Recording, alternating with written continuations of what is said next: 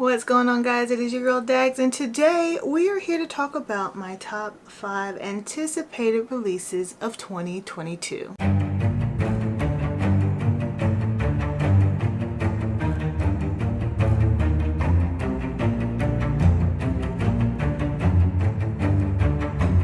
So let's talk about some manga that I have been waiting to be available for my consumption in the year 2022 in a physical format.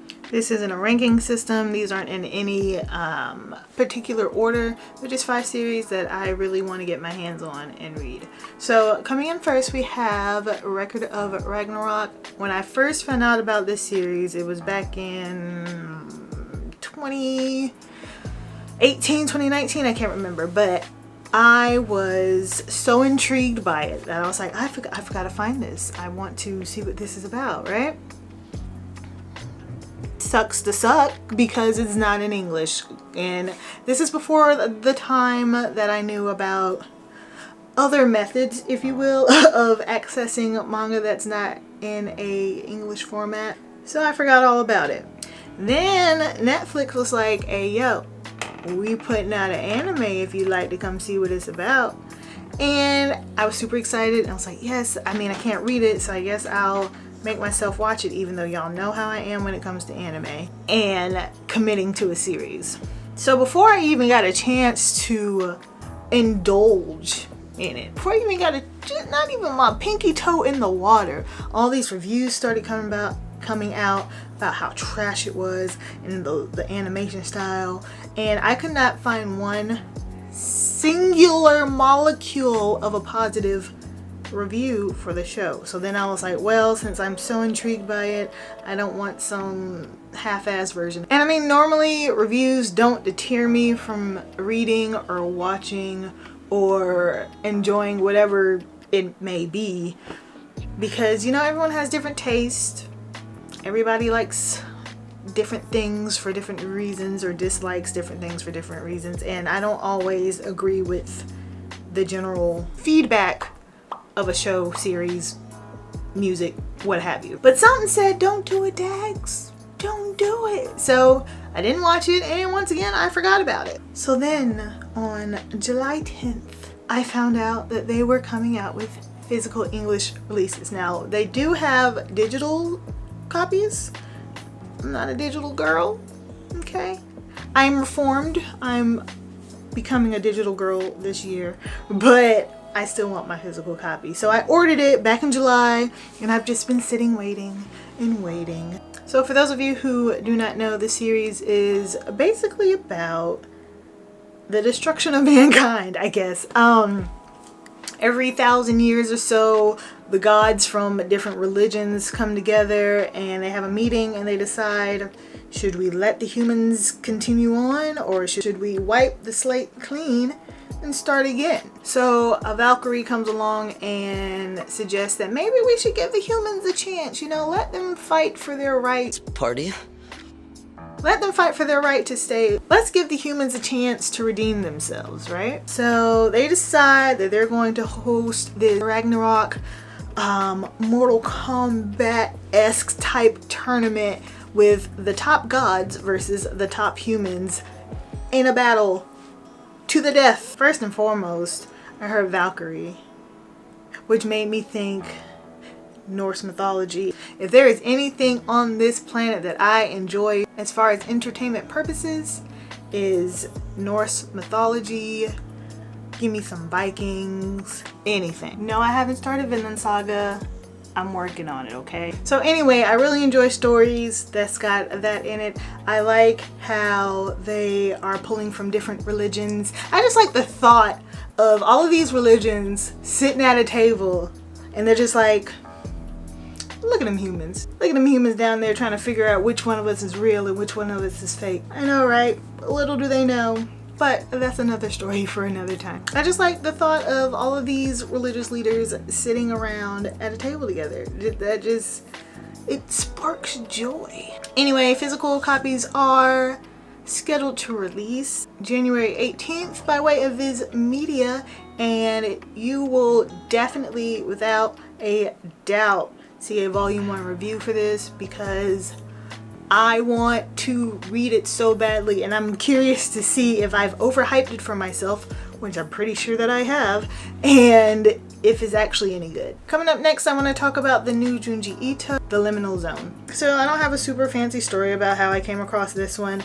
I didn't care for censor, but I tend to do better with Mr. Ito's short story collections, only because, you know, in general, you're gonna have a better chance with short stories, because just because I don't like number 1 doesn't mean I'm not gonna like number 3, you know? So it's like, oh, that one didn't do it for you, let's try this one instead. So this one is set to release summer of 2022. I've seen July 26th specifically cited, but I've only seen that in one spot, so I'm not ready to go out on a limb and say that's the actual date. And this collection will be 4 stories long and also brought to us by Viz Media. This next one I'm super excited about. It is Welcome Back Alice by Shuzo Oshimi. Y'all know how much I love this man and his work. So I had finished up my volume 7 of Blood on the Tracks, and I went onto Amazon to go and order the next volume, or pre-ordered the next volume.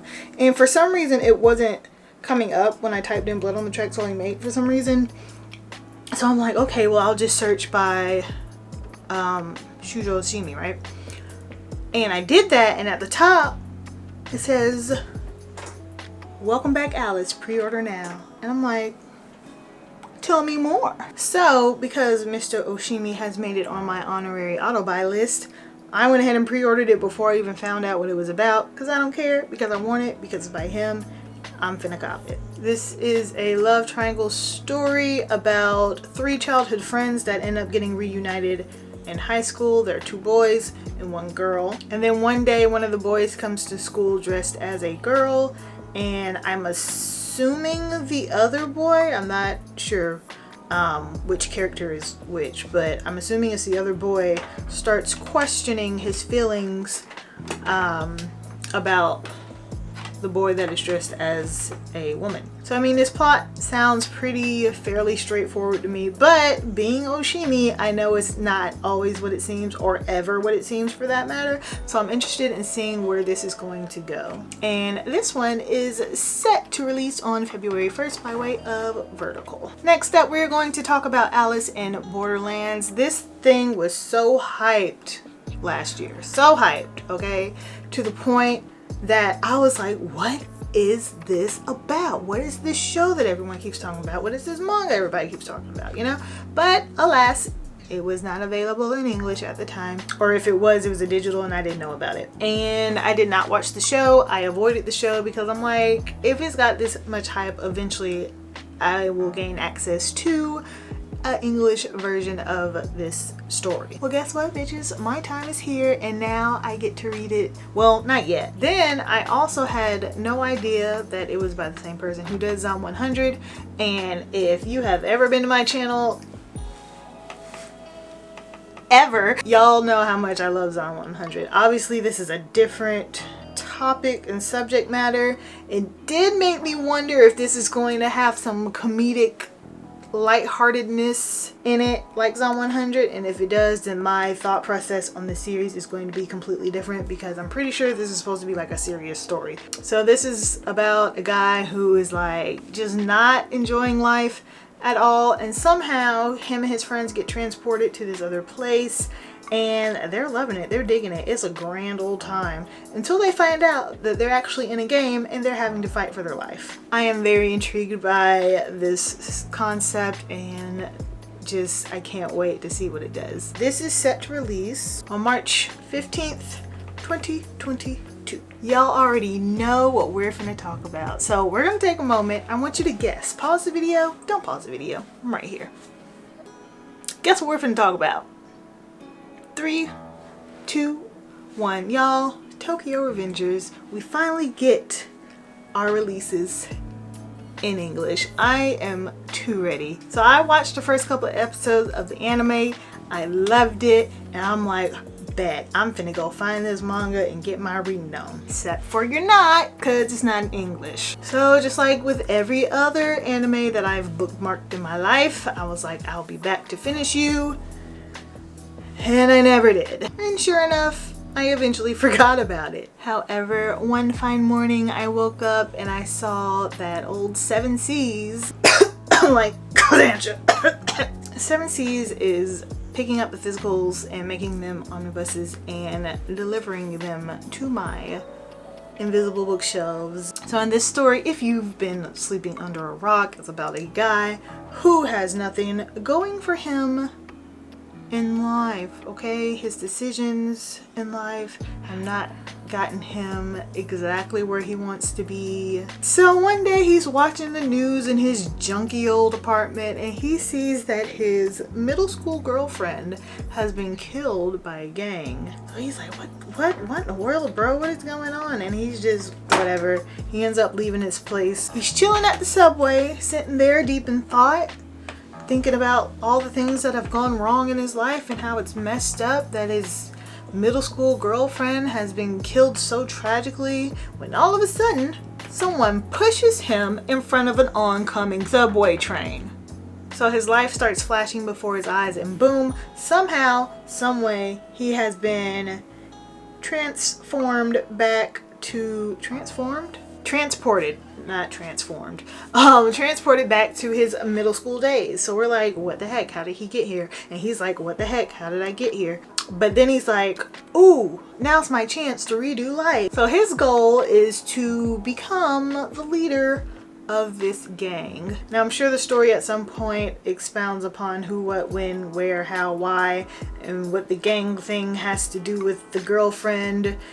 I'm assuming it's the gang that killed the girlfriend and he's trying to become the leader of the gang to keep it from happening, or maybe it's a different gang and he's going to use his gang powers to beat up the other gang so it never happens. I don't know. He's trying to save his middle school girlfriend. I know early in the anime they explain the whole how he ended up back in the middle school days, so I won't expound upon that here.